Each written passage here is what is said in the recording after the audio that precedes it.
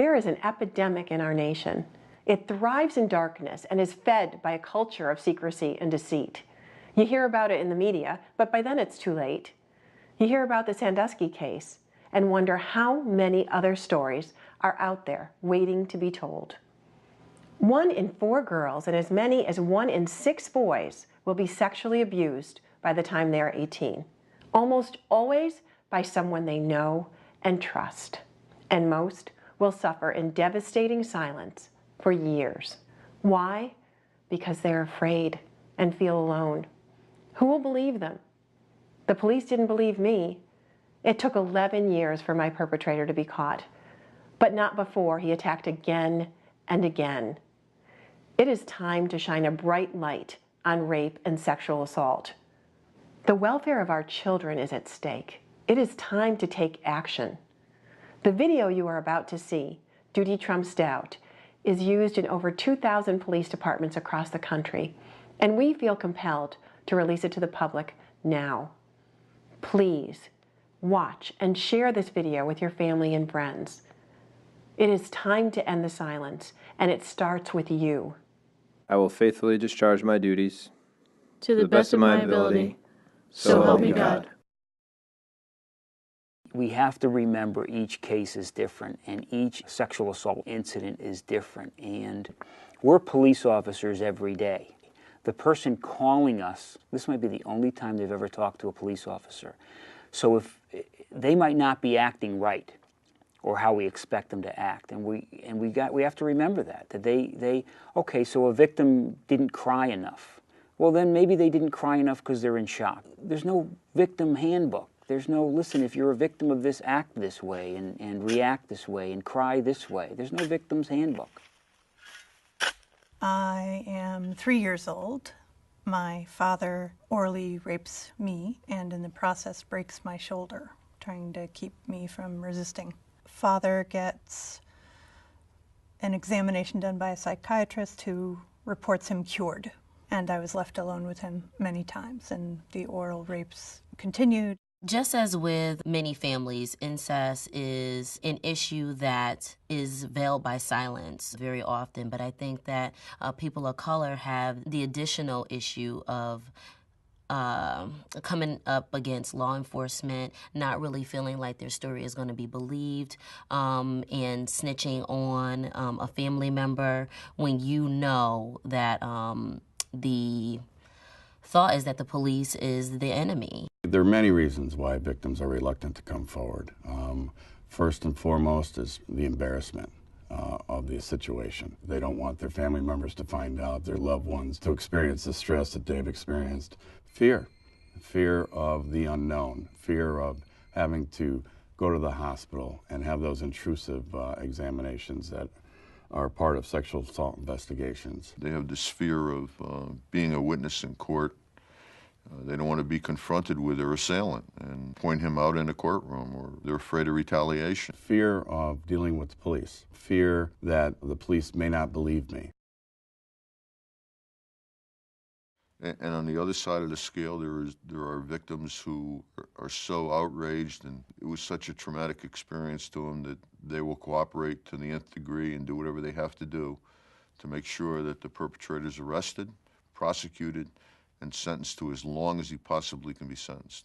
My story starts when I was learning how to tell time, tie my shoes, and literally reading The Cat in the Hat.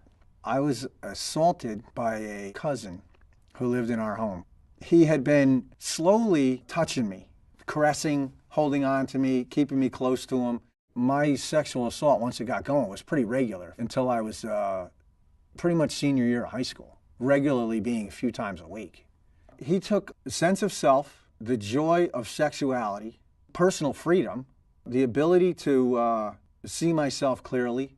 I'm reminded of what an old captain from Bridgeport Police, who's now deceased, told me when I first took the job as a cop on the street, that I will encounter people at the most tragic and or most traumatic point of their life. And we should consider that a privilege, to be allowed into someone's life at the most catastrophic moment oftentimes. He put chains on the handcuffs on my feet and my hands that I was in I forget what they call it, but hog tie position. And I had a ball gag in my mouth, and I was being like raised up to a point where I completely almost passed out. And when I gave up breathing, or when I gave up, that I thought that I was completely, like, that was it. And in my head, the last person I saw in my head was my brother for some reason, because he was supposed to meet me out that night, and I knew that if something would have happened to me, I knew that he wouldn't be able to live with that. You get one clear shot at a crime scene, and that is why that training is so imperative, because if you don't collect the proper evidence from the moment you arrive and preserve the evidence, that evidence can disappear in a blink of an eye. But it's the team approach, because if you do it and you do it right, you're going to have a great deal of backup behind you. And so you're going to rely on not just on the first responder, but the second responder and the third responders and the team. And you're going to take the investigative steps, you're going to take the forensics, you're going to take the forensic nursing aspect of it to get to the bottom of an investigation. And when I was attacked, when I was actually put in a trunk of my car, I knew I was going to be raped and it probably could be killed. And I could not let my parents come to the state and identify my dead body. So really, I wanted to survive for them. Helping that officer to use sensitive, intuitive questioning, not interrogating, because that person's already been through a life-threatening event. What would be helpful to you right now? How can I help you right now? This girl was just calm. She maintained her composure. She was sort of matter-of-fact about what happened.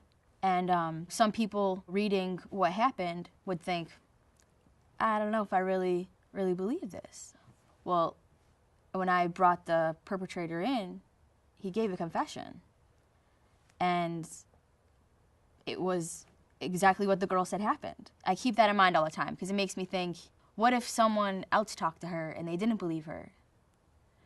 You know, so you have to keep that open mind that, you know, this girl would have gone through a life feeling like no one ever believed me. I finally was able to step up and say something, but no one believed me. I think it's so important for law enforcement to treat each victim with dignity and respect. Know that they are going through probably the worst event that's occurred in their lives. They need to urge the victim to go to the hospital so that evidence can be collected. In my case, certainly, they collected DNA evidence from my body, and that's what proved everything. That's what proved the case all those years later, and we got a dangerous perpetrator off the streets. We have to discard those preconceived notions of what we think we're looking at. First responders are the key to it all because they're making decisions that affect other responders. It's then that it's most imperative that duty trumps doubt. You always must believe that the victim, even though the victim at that particular time is under the influence of drugs or alcohol, or maybe so emotionally and severely traumatized that you're not getting a lot of information, it's still your obligation to make sure that you preserve that scene and believe that victim's account until you know otherwise, until you absolutely know otherwise. Do you think he had a gun? Yes, I heard metal clanging and he had put it in my throat and then he put it in my head and he put it in my back. That assailant may have a gun. She can't give a description of him because of the fact that his face is covered. Oh, dear God.